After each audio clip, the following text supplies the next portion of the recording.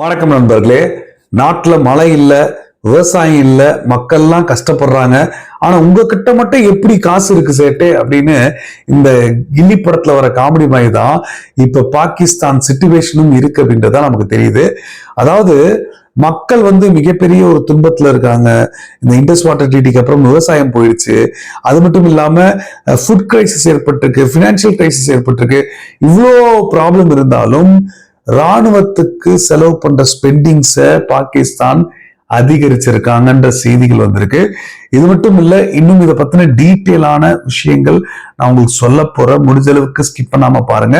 So இதோட பிரதமர் மோடி அவர்கள் சமீபத்திய திடீர் இந்த பிரான்ஸ் நாட்டுக்கான பயணம் எந்த விதத்துல ஒரு முக்கியத்துவமா இந்தியாவுக்கு அமைய போகுது, இதுல ரஃபேல் விமானத்தை பத்தின இந்த டீல் பத்தின ஏதாவது செய்திகள் இருக்கா அப்படின்னு நேத்து கூட நண்பர்கள் கேட்டிருந்தீங்க. சோ இதை பத்தியும் நம்ம இந்த வீடியோல பார்க்க போறோம். இது எல்லாத்துக்கும் ஒரு பதிலா இருக்க போது. தயவு செய்து ஸ்கிப் பண்ணாம பாருங்க. நண்பர்கள் சேனல் புதுசா வந்தீங்கன்னா ப்ளீஸ் சப்ஸ்கிரைப் பண்ணி உங்களோட ஆதரவுகளை கொடுங்க. சோ நம்ம ஃபர்ஸ்ட் பார்க்க போற விஷயம் என்ன அப்படின்னு பாத்தீங்கன்னா, அடுத்த 24 மணி நேரத்துல அமெரிக்காவுக்கும் ஈரானுக்கும் அமைதி ஒப்பந்தங்கள் கைத்திட போறாங்க அப்படின்னு யார் சொல்லியிருக்கான்னு பாத்தீங்கன்னா, அமெரிக்காவோ ஈரானோ இல்ல, பாகிஸ்தான் சொல்றாங்க. பாகிஸ்தானோட பிரதமர் ஷெபாஸ் ஷெரீப் அவர்கள் டைரக்டா என்ன சொல்றாரு அப்படின்னு பாத்தீங்கன்னா, யார் சொன்னா அமைதி பேச்சுவார்த்தைகள் பாகிஸ்தான் மீடியேட் பண்ணி இதுவரைக்கும் நடக்கலன்னு யார் சொன்னா? ஆமா, திடீர்னு கான்ஃபிளிக் ஏற்பட்டிருக்கு. ஈரானும் அமெரிக்காவும் சண்டை போட்டுக்கிறாங்க. அப்பாச்சி ஹெலிகாப்டர் டார்கெட் பண்ணிருக்காங்க, இவங்க அவங்களோட கப்பலை டார்கெட் பண்ணிருக்காங்க. நிறைய பிரச்சனைகள் போயிட்டு இருக்கு. ஆனா அதெல்லாம் பத்தி எங்களுக்கு கவலை இல்லை. எங்களுக்கு தெரியும், நாங்க தான் இதுல லேட்டஸ்ட் சோர்ஸே. ஈரான் பினிஷிங் லைன்ல டிலே ஏற்பட்டிருக்கு அப்படின்னு ட்ரம்ப் அவர்கள் சொல்றாரு. இருந்தாலும் ஃபைனல் கால் இதுக்கப்புறம் ஈரான் எடுக்கலன்னா வேற எப்பயும் எடுக்க முடியாதுன்னு ட்ரம்ப் அவர்கள் சொல்லிட்டு இருந்தாரு. இந்த நேரத்துல இப்ப பாகிஸ்தான் பிரதமர் சொல்றது விஷயம் வச்சு பார்த்தா, எலக்ட்ரானிக் சிக்னேச்சர் போட போறாங்களாம். யாரா கையெழுத்திட்டு போறாங்க அப்படின்னு நினைச்சா எலக்ட்ரானிக் சிக்னேச்சரா. ஏன்னா இதுக்கு முன்னாடி பேச்சுவார்த்தைகளை பாகிஸ்தான் மறைச்சிட்டாங்க. ஈரானோட மிலிட்டரி ஏர்கிராஃப்ட் எல்லாம் டாக் பண்ணி வச்சிருந்தாங்க இந்த பாகிஸ்தானோட டெரிட்டரியில. சோ அப்பதான் ஜேடி வேன்ஸே போறாரு. வேற ஏதாவது பிரச்சனைகள் நடந்துருமோன்னு ஒரு பயத்தின் உச்சத்துல இந்த மாதிரி செஞ்சிருக்காங்க. இப்ப பாகிஸ்தான் என்ன சொல்றாங்கன்னா, அடுத்த 24 மணி நேரத்துல மட்டும் கதையை கவனிங்க, இந்த பிரச்சனைகள் இருக்கதான் இருக்கும், அது கண்டிப்பா முடிஞ்சிடும், கையெழுத்து போட்டுருவாங்க அப்படின்னு கான்பிடண்டா சொல்றாரு. பட் இருந்தாலும் இப்ப சமீபத்துல நம்மளோட பிரதமர் மோடி அவர்கள் இப்ப இந்த பிரான்ஸ் நாட்டுக்கான ஒரு பயணம் ரொம்ப முக்கியத்துவம் வாய்ந்த ஒரு பயணமா இருக்க போகுது அப்படின்னு இந்தியாவும் பிரான்ஸும் ரிவ்யூ பண்றாங்க. அவங்களோட ஸ்ட்ராட்டஜிக் பார்ட்னர்ஷிப்பை ரிவ்யூ பண்ண போறாங்க அப்படின்ற ஒரு ஜாயிண்ட் ஸ்டேட்மெண்ட் விட்டுருக்காங்க. இது ஒரு பைலேட்டரல் டாக்ஸுக்கு பிரான்ஸ்ல நைஸ்ன்ற ஒரு பிளேஸ்ல இந்த பாரத் இனோவேஷன் அப்படின்ற ஒரு கான்செப்ட்ல இந்த மீட்டிங் நடந்திருக்கு. குறிப்பா உலகத்துல இருக்க top global good talents, brains, இது மூலமா இந்த ஸ்டார்ட் அப் நிறுவனங்கள் நடத்திட்டு இருக்க இந்த நிறுவனங்கள் எல்லாரையுமே கூட்டிட்டு போயிருக்காங்க இந்த இனோவேஷன் சொல்லப்படுது. ஸோ இது ஒரு முக்கியத்துவம் வாய்ந்த ஒரு விஷயமா இருக்க போது. அது மட்டும் இல்லாம இமானுவேல் மேக்ரோனும் அதே மாதிரி பிரதமர் மோடி அவர்களும் பைலேட்டர் மீட்டிங் நடத்தியிருக்காங்க. இந்த மீட்டிங்ல முக்கியமா இந்த ஸ்ட்ராட்டஜிக் பார்ட்னர்ஷிப்ல intelligence, start up, bilateral trade ரெண்டு பேருமே இதுவரைக்கும் இருக்கிற ட்ரேடை டபுள் பண்ணணும் அப்படின்றதுக்கான வேலைகள் பண்ணிட்டு இருக்காங்க. ஸோ இது கண்டிப்பா இந்த பாரத் இன்னோவேட்ஸ் ஷோகேஸ் பாத்தீங்கன்னா, இந்த ஏஐ வச்சு deep tech, Indian deep deca அதிகமான ஒரு முதலீடை கொண்டு வரணுன்றதுக்காக ஒரு பிளான் தான் இது அப்படின்னு எனக்கு தெரியுது. இது மட்டும் இல்ல, ஒரு க்ரோயிங் டெக்னாலஜி பவரை இந்தியா கொஞ்சம் காட்டுறதுக்கு முயற்சிகள் பண்றாங்க அப்படின்ற விஷயங்கள் தெளிவா தெரியுது. ஏன்னா இது ஃபர்ஸ்ட் இனோவேட்ஸ் எதுக்காக அப்படின்றத பார்த்தோம். ஆனா அடுத்து பாத்தீங்கன்னா ஏஎன் எமர்ஜிங் டெக்னாலஜியை ஃபோக்கஸ் பண்ணியிருக்காங்க இந்தியா மட்டும் இல்ல, இரு நாடுகளுமே இந்த சமிட்ல ஃபோக்கஸ் பண்ணியிருக்காங்க. இதன் மூலமா ஒரு கமிட்மெண்டான ஒரு எத்திக்கல், சேஃப்டி, அதுக்கப்புறம் ட்ரஸ்ட்வர்த்தியான ஒரு ஆர்டிபிஷியல் இன்டெலிஜென்ஸ் இரு நாடுகளும் ஒன்றிணைஞ்சு இதை இம்ப்ளிமெண்ட் பண்றதுக்கான முயற்சிகள் மேற்கொள்வாங்க. ஸோ இதன் மூலமா அவங்க பண்ற இந்த கோஆபரேஷன்ஸ் வந்து ஒரு புதுவிதமான அட்வான்ஸ் இண்டிஜினியஸ் ரிசர்ச்சுக்கு வந்து உதவும். இந்த ஏஐ சமிட்ல வந்து ஒரு முக்கியத்துவம் வாய்ந்த ஒரு விஷயமா இருக்கும் அப்படின்றத தெரிவிக்கிறாங்க. ஸோ அடுத்து மூணாவது பாத்தீங்கன்னா trade and strategy. So trade and ஸ்ட்ராட்டஜின்னு பார்க்கும்போது இப்ப இந்தியாவை பொறுத்தளவு கிரிட்டிக்கல் மினரல்ஸ் விஷயத்துல ஒரு ஃப்ரேம் ஒர்க்கை கட்டமைச்சுட்டு வந்துட்டு இருக்காங்க. ஸோ இந்த கிரிட்டிக்கல் மினரல்ஸ் ரேர் மினரல்ஸ் எல்லாம் இருந்ததுன்னா நம்ம உள்நாட்டு தயாரிப்புக்கு அதிகரிக்கிறதுக்கான முயற்சிகள் மேற்கொள்ளலாம். ஸோ நம்மளோட பொருளாதாரமும் இந்த எக்ஸ்போர்ட் சார்ந்து கொண்டு வரதுக்கான முயற்சிகள் எடுத்துட்டு வர முடியும். இதன் மூலமா இப்ப aerospace, defence, critical minerals, infrastructure, அதே மாதிரி G7 சம்மிட்டுக்கான ஒரு சில விஷயங்களும் இந்த மீட்டிங்ல டிஸ்கஷன்ல வச்சிருக்காங்க அப்படின்றது சொல்லப்படுது. சோ இதெல்லாம் இருக்கட்டும், ரஃபேல் விமானம் ஒப்பந்தம் போடுவாங்களா இல்லையா? ஏன் எங்க ரோட் பிளாக்கா இருக்கு? ஏன் இவ்வளவு டிலே?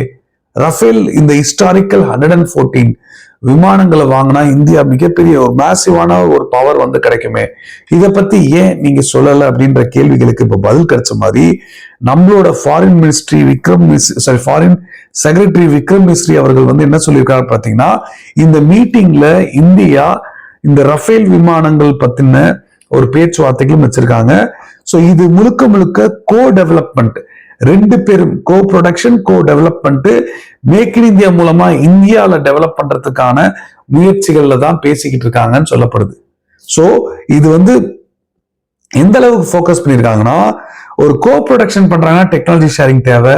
அதுல வந்து எந்தெந்த இந்திய நிறுவனங்கள் யார் எந்த காம்போனன்ட்ஸை தயாரிக்க முடியும்ன்ற விஷயங்களை பார்த்து இந்த முயற்சிகளை வந்து செயல்படுத்துவாங்க அப்படின்றது தான் சொல்லப்படுது. ஸோ ரஃபேல் விமானங்களை பொறுத்தளவு இந்த டீல் நமக்கு தெரிஞ்சு இது எங்கேயும் இனி தடங்கள் ஏற்படாத தோணுதுங்க.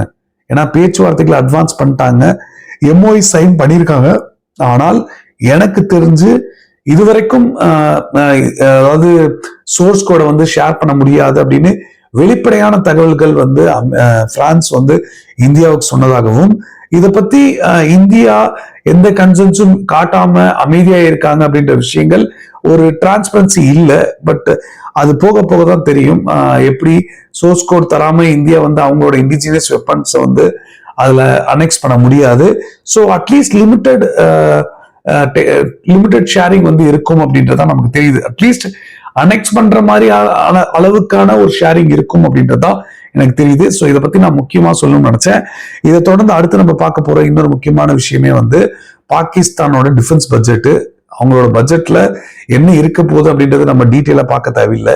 ஏன்னா அவங்களோட பட்ஜெட் எல்லாமே ப்ரெடிக்ஷனா வந்து சொல்லியிருக்காங்க. இவ்வளவு வருமானம் வரும், அவ்வளோ வருமானம் வந்ததுன்னா இவ்வளவு செலவுகள் பண்ணலாம் அப்படின்ற மாதிரி சொல்லியிருக்காங்க. பட் பாகிஸ்தானோட டிஃபென்ஸ் பட்ஜெட் வந்து பயங்கரமான ஒரு இன்க்ரீஸ் பார்த்திருக்கு. 18% இன்க்ரீஸ் பண்ணியிருக்காங்க கடந்த ஆண்டை கம்பேர் பண்ணும்போது. அதாவது 3 trillion rupees பாகிஸ்தான் ருபீஸ் வந்து இப்ப அவங்களோட பட்ஜெட்டை வந்து உயர்த்தியிருக்காங்க.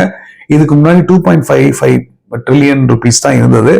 ஸோ 3 trillion 10.8 billion எடுத்துக்கலாம். ஸோ இந்த பட்ஜெட் 18% இன்க்ரீஸ் அப்படின்னும் போது இது வந்து என்ன காரணங்கள் தெரிவிச்சிருக்காங்க அப்படி பாத்தீங்கன்னா, அதாவது இப்ப இருக்கிற இந்த ஜியோபாலிட்டிக்ஸ் சிச்சுவேஷனு, இந்த பிராந்தியத்துல இருக்கிற மிலிட்ரி ப்ரிப்பேர்னஸ், இது எல்லாத்துக்கும் தேவை, அதனால நாங்க வந்து அதிகரிச்சிருக்கோம் அப்படின்னு ஃபினான்ஸ் மினிஸ்டர், பாகிஸ்தானோட ஃபினான்ஸ் மினிஸ்டர் வந்து சொல்லியிருக்காரு.